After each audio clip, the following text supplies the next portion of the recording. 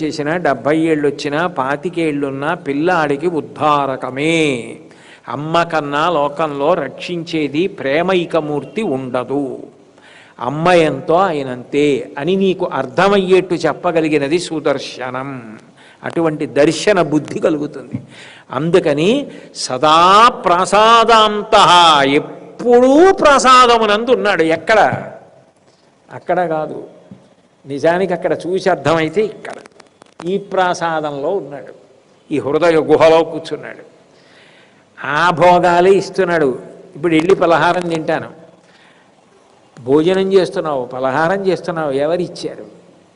ఎక్కడి నుంచో ఇక్కడికి వస్తే ఎవరు నీకు అంత ప్రేమగా పెట్టించినవాడు? ఎవరు నిన్నింత భద్రంగా చూసుకునేటట్టు అనుగ్రహించిన శక్తి? ఆవిడ సుభద్ర.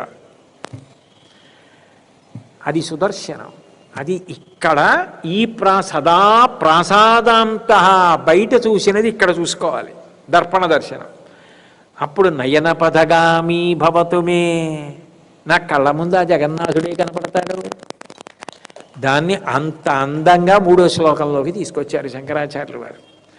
కాబట్టి పూరీ జగన్నాథ క్షేత్రంలో ఈ నవకళేబరము అనేటటువంటిది ఇక దయకి హద్దులేని విశేషం.